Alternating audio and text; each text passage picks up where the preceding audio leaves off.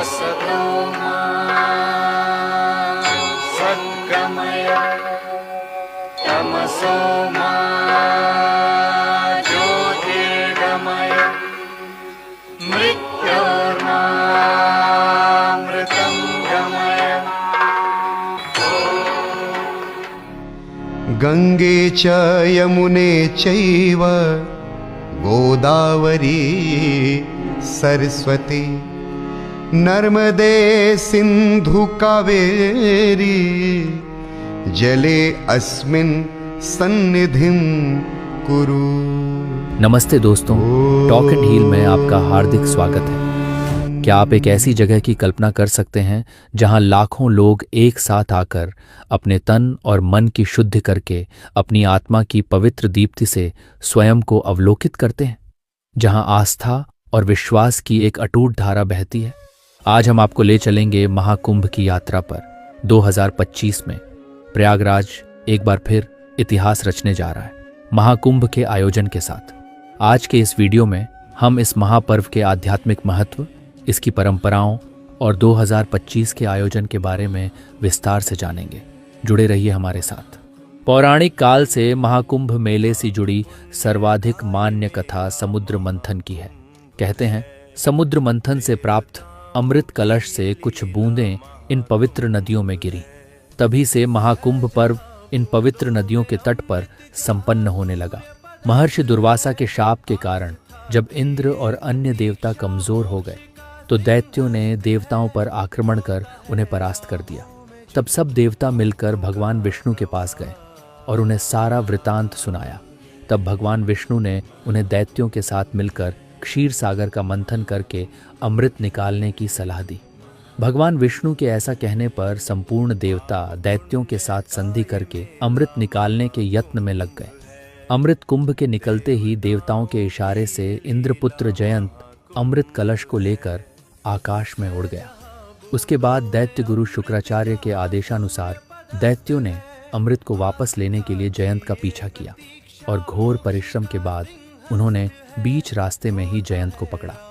तत्पश्चात अमृत कलश पर अधिकार जमाने के लिए देव दानवों में 12 दिन तक अविराम युद्ध होता रहा।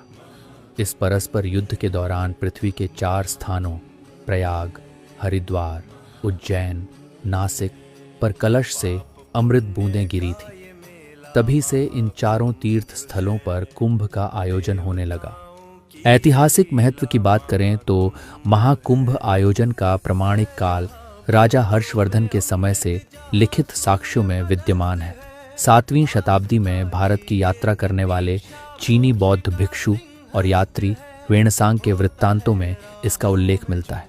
हर्षवर्धन, जो लगभग 606 से 647 ईस्वी तक उत्तरी भारत के एक शक्तिशाली शासक थे, के शासनकाल में महत्वपूर्ण सांस्कृतिक और धार्मिक गतिविधियां हुई। अपने यात्रा वृत्तांत सीयुकी में वेणसांग ने प्रयागराज, तत्कालीन कान्यकुब्ज राज्य का हिस्सा, में हर 5 वर्ष में आयोजित होने वाली एक विशाल धार्मिक सभा का वर्णन किया है। इस सभा में स्वयं राजा हर्षवर्धन द्वारा बड़े पैमाने पर दान दिया जाता था, जिसमें गरीबों, ब्राह्मणों, बौद्ध भिक्षुओं और अन्य जरूरतमंद लोगों को उपहार वितरित किए जाते थे। प्रत्येक 12 वर्षों में भारत की 4 तीर्थों के पवित्र नदियों के तट पर होने वाले कुंभ मेले का वर्णन है। शाही स्नान, दान आदि का महत्व और साधु संतों का संगम, आध्यात्मिक उपदेश आदि प्रचलित है। 6ठी शताब्दी में आदिगुरु शंकराचार्य जी ने इस आयोजन की महत्ता को और भी बढ़ा दिया और यह महापर्व हिंदू सनातन के जागरण का उद्घोष बन गया। आस्था और आध्यात्मिकता का यह महासंगम महाकुंभ के नाम से उल्लेखनीय है। प्रयागराज, हरिद्वार, नासिक और बाबा महाकाल की नगरी उज्जैन में यह प्रत्येक 12वें वर्ष में उत्सव के रूप में मनाया जाता है। वर्ष 2025 में यह महासंगम भारत की शीर्ष 3 नदियों गंगा, यमुना और अदृश्य रूप से विद्यमान सरस्वती नदी के तट पर होने को आयोजित है। यह महापर्व सूर्य के मकर राशि में प्रवेश करते ही आरंभ हो जाता है। ये दिन भारत में मकर संक्रांति के नाम से एक अलग ही उत्सव के रूप में ही प्रत्येक वर्ष मनाया जाता है। यह महाकुंभ मेला कोई भौतिक वस्तुओं की खरीदारी, लेन देन या किसी व्यावसायिक गतिविधि से संबंधित नहीं है। यह भक्ति, ज्ञान और कर्म की चेतना के उत्थान का एक आध्यात्मिक महापर्व है और यह संपन्न स्थल महातीर्थ के नाम से उद्बोधित होता है। यह जन जन की आस्था और सनातन धर्म के विश्वास की एक ऐसी श्रृंखला है जो प्रत्येक जीव को एक दूसरे से सकारात्मक रूप से बांध के रखती है। देश भर से साधु, संत, महात्मा, तपस्वी, योगी आदि सभी इस अवधि में इस विशेष स्थान पर एकत्र होते हैं और नदियों के पवित्र जल से खुद को पवित्र करके ज्ञान, भक्ति और कर्म के योग से स्वयं को पुष्ट कर महाशांति का अनुभव करते हैं और योग की धारा को नदियों के समान ही जन जन में संचारित करते हैं। ये त्योहार आमंत्रण रहित होता है।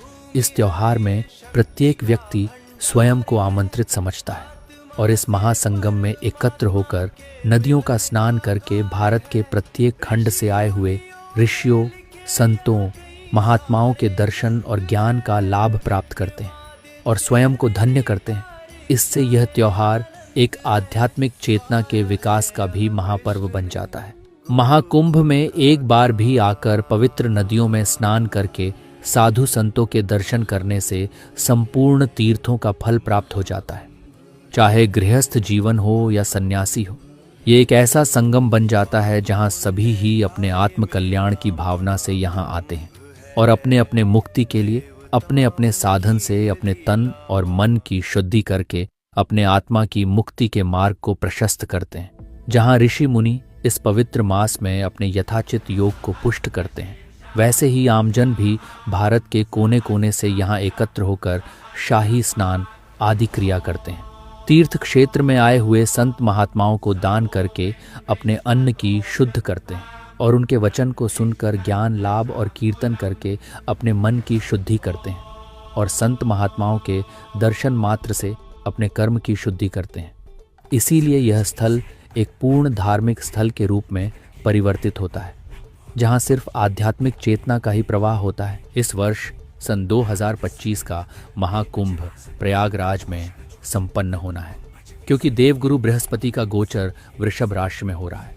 14 जनवरी 2025 को जब सूर्य मकर राशि में गोचर करेगा, इस समय से महाकुंभ की संपन्नता प्रारंभ हो जाएगी। लगभग 30 से 45 दिन तक यहाँ पर्व पूरे भारत में एक उल्लास की तरीके से मनाया जाएगा। इसमें भारत समेत देश विदेश के लोग यहाँ आकर इससे लाभान्वित होंगे और प्रयागराज के पवित्र संगम में स्नान करके अपने आध्यात्मिक यात्रा की जागरण के लिए इस संगम का हिस्सा बनेंगे और स्वयं को कृतार्थ करेंगे। महाकुंभ मेला पर्व में कुछ विशेष तिथियां अत्यंत महत्वपूर्ण मानी जाती हैं, जिनमें स्नान का अपना विशेष धार्मिक और आध्यात्मिक महत्व है। इन पावन तिथियों पर स्नान करने से व्यक्ति अपने समस्त पापों से मुक्त होकर मोक्ष की ओर अग्रसर होता है। यह पर्व श्रद्धा और विश्वास का मिलन है, जहां ये दोनों भाव एकाकार हो जाते हैं। महाकुंभ न केवल आध्यात्मिक शांति प्रदान करता है, बल्कि यह प्रकृति से जुड़ाव का भी अवसर देता है। जो भी व्यक्ति पूर्ण श्रद्धा और अटूट विश्वास के साथ इसमें भाग लेता है, वही इस पर्व के वास्तविक लाभ प्राप्त कर सकता है। आइए 2025 के महाकुंभ में उन प्रमुख तिथियों को जानें जो स्नान के लिए शुभ मानी जाती हैं और जिन पर स्नान करने से आत्मिक शांति व संतोष की प्राप्ति होती है। इनमें से कुछ तिथियां शाही स्नान के रूप में भी जानी जाती हैं। सहस्रशीर्षा पुरुषाः सहस्राक्ष सहस्रपात्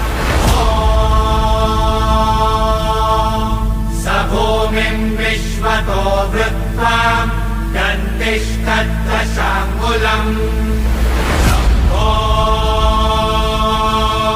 महाकुंभ केवल एक पर्व नहीं, बल्कि सनातन संस्कृति का वह अनुपम खजाना है जो भक्ति, ज्ञान और कर्म की अनमोल धारा बहाता है।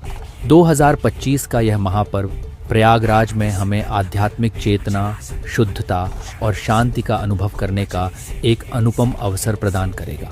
इस संगम में स्नान और साधु संतों के सानिध्य से जीवन को धन्य बनाएं। हमारी संस्कृति और परंपरा